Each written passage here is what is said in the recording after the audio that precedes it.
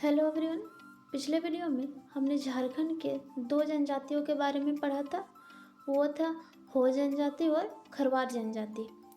आज हम तीन और जनजातियों के बारे में पढ़ेंगे फ्रेंड्स। क्योंकि टॉपिक छोटा छोटा होने की वजह से हमने तीनों जनजातियों के बारे में एक ही वीडियो में कवर किया है। वो है खड़िया जनजाति, लोहार जनजाति और भूमिज जनजाति। इन तीनों जनजातियों के बारे में हम इस वीडियो में पढ़ेंगे।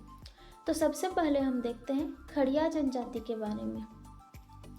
फ्रेंड्स, हमने पहले भी बताया है कि जहाँ जहाँ स्टार लगाया हुआ है ऐसे क्वेश्चन प्रीवियस ईयर में पूछा गया क्वेश्चन है। तो सबसे पहले हम स्टार्ट करते हैं खड़िया जनजाति। खड़खड़िया जिसको पालकी कहते हैं साधारण भाषा में, और खड़िया जनजाति में उसको खड़खड़िया कहते हैं। तो खड़खड़िया या पालकी ढोने के कारण इस जनजाति का नाम खड़िया पड़ा। तो ये क्वेश्चन प्रीवियस ईयर में कई बार पूछा गया है कि ऐसी कौन सी जनजाति है जो पालकी ढोने का कार्य करते हैं। तो वो है खड़िया जनजाति, और पालकी ढोने के वजह से ही इनका नाम खड़िया जनजाति पड़ा है। तो पालकी का अर्थ है खड़खड़िया। यह जनजाति प्रोटो ऑस्ट्रेलियाड समूह से संबंधित है। इस जनजाति की भाषा भी खड़िया है, जो मुंडारी समूह की भाषा है। जो खड़िया जनजाति है उनकी भाषा भी खड़िया है, और जो खड़िया भाषा है ये मुंडारी समूह की ही भाषा है। झारखंड में इनका मुख्य निवास स्थान गुमला, सिमडेगा, रांची, लातेहार, सिंहभूम और हजारीबाग में है। तो इन क्षेत्रों में खड़िया जनजाति ज़्यादातर फैली हुई है। गुमला, सिमडेगा, रांची, लातेहार, सिंहभूम और हजारीबाग में। यह जनजाति 3 वर्गों में विभाजित है। जो खड़िया जनजाति है इनके 3 अलग अलग भागों में विभाजित है। तीनों वर्गों में आपस में विवाह नहीं होता है। जो खड़िया जनजाति के लोग हैं, ये जो तीनों वर्गों के लोगों में आपस में विवाह संबंध स्थापित नहीं करने सकते हैं।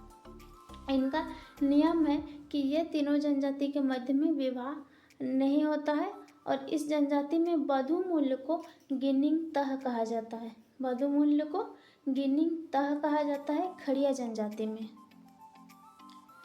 इस जनजाति में सर्वाधिक प्रचलित विवाह का रूप है ओलोल दाय, जिसे असल विवाह भी कहा जाता है। तो ओलोल दाय इस जनजाति का सर्वाधिक प्रचलित विवाह का रूप है। ओलोल दाय ये काफ़ी इम्पोर्टेंट पॉइंट है कि ओलोल दाय क्या है। तो ये खड़िया जनजाति में सर्वाधिक प्रचलित विवाह का एक रूप है, जिसे असल विवाह भी कहते हैं। इसका मतलब है असल विवाह। खड़िया जनजाति में जुआगृह को गितियो कहा जाता है। तो हमने अभी पढ़ा कि यहाँ वधू मूल्य को गिनिंग तह कहा जाता है, और जुआगृह को यहाँ गितियो करके बुलाया जाता है खड़िया जनजाति में। यह जनजाति कृषि कार्य तथा शिकार द्वारा अपना जीवन यापन करते हैं। इनका प्रमुख भोजन है चावल। खेड़िया जनजाति में फागो पर्व के द्वारा इनकी आर्थिक स्थिति का पता लगाया जाता है। ये भी प्रीवियस ईयर में पूछा गया क्वेश्चन है, ये जो फागो पर्व है। तो खड़िया जनजाति में जो फागो पर्व होता है, इसके द्वारा इनकी आर्थिक स्थिति का पता लगाया जाता है फागो पर्व द्वारा। इनके प्रमुख देवता बेला भगवान या ठाकुर है, जो कि सूर्य का प्रतिरूप है। जिस तरह से सिंगोंगा को सूर्य का रूप मान के पूजा किया जाता है, उसी तरह से खड़िया जनजाति में बेला भगवान या ठाकुर को सूर्य का प्रतिरूप मान के उनकी पूजा की जाती है। अब हम अगला जनजाति के बारे में देखते हैं। वो है लोहार जनजाति या लोहरा जनजाति। तो लोहरा जनजाति भी प्रोटो ऑस्ट्रेलियाड प्रजाति के हैं, और ये असुर के वंशज माने जाते हैं। ये प्रीवियस ईयर में पूछा गया क्वेश्चन है कि ऐसी कौन सी जनजाति है जिन्हें असुर का वंशज माना जाता है। तो वो है लोहरा जनजाति। इनकी भाषा सदानी है। ये भी काफ़ी इम्पोर्टेंट पॉइंट है कि किस जनजाति की भाषा सदानी है। तो यह है लोहरा जनजाति। इस जनजाति के 7 गोत्र हैं। इनके प्रमुख त्यौहार विश्वकर्मा पूजा, सोहराय आदि है। जो विश्वकर्मा पूजा, ये लोहरा जाति के लोग प्राय सभी घरों में विश्वकर्मा पूजा बड़े धूमधाम से मनाए जाते हैं लोहरा जनजाति में। इनका प्रमुख पेशा लौह उपकरण बनाना है। जो लोहे का सामान है, इनको बनाना ही इनका प्रमुख कार्य है ये लोहरा जनजाति का। और जो लोहे का सामान रहता है, ये कृषि संबंधित लोहे का सामान ज़्यादातर बनाते हैं लोहरा जनजाति। इनके जो प्रमुख देवता है वो है सिंहबोंगा तथा धरती माँ। धरती माँ और सिंहबोंगा की ये पूजा करते हैं, और ये विश्वकर्मा पूजा बड़े धूमधाम से मनाते हैं लोहरा जनजाति। अब अगला देखते हैं भूमिज जनजाति। तो भूमिज जाति की प्रजाति भी प्रोटो ऑस्ट्रेलियाड प्रजाति की है। इनको धनबाद के सरदार के नाम से भी जाना जाता है। फ्रेंड्स, ये काफ़ी इम्पोर्टेंट पॉइंट है कि धनबाद के सरदार के नाम से कौन सी जनजाति को जाना जाता है, तो ये है भूमिज जनजाति। मुगल काल में भूमिज जनजाति को चूहाड़ उपनाम से जाना जाता है। तो ये भी काफ़ी इम्पोर्टेंट पॉइंट है कि चूहाड़ नाम से जाना जाने वाला जनजाति कौन सी है, तो वो है भूमिज जनजाति।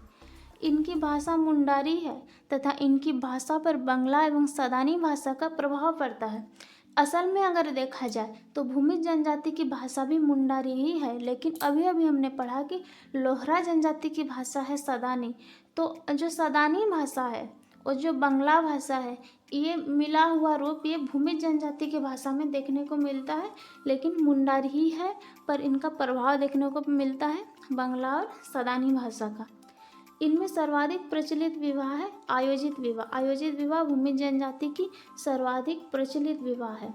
इन जनजातियों में तलाक की प्रथा पाई जाती है तथा पति द्वारा पत्ते को फाड़कर टुकड़े करने पर तलाक हो जाता है। ये एक यूनिक प्रथा है भूमिज जनजाति में, जहाँ तलाक तो होता है और बहुत सारे ऐसे जनजाति है जिसमें तलाक की प्रथा पाई जाती है, लेकिन जो भूमिज जनजाति है इसमें पति द्वारा पत्ते को फाड़कर टुकड़े करने पर तलाक हो जाता है। ये प्रथा भूमिज जनजाति में है। यह जनजाति अच्छे काश्तकार है। अच्छे काश्तकार का अर्थ होता है ये एक अच्छे किसान है और इनके पास सिर्फ किसान ही नहीं है बल्कि ज़मीन भी है, भूमि भी रहती है जिसे ये कृषि कर सके। तो ये जो भूमिज जनजाति है एक अच्छी काश्तकार है और इस जनजाति में श्राद्ध संस्कार को कमावत कहा जाता है। ये भी काफ़ी इम्पोर्टेंट पॉइंट है और कई बार एग्जाम में पूछा गया है कि भूमिज जनजाति में श्राद्ध संस्कार को किस नाम से जाना जाता है, तो वह है कमावत नाम से।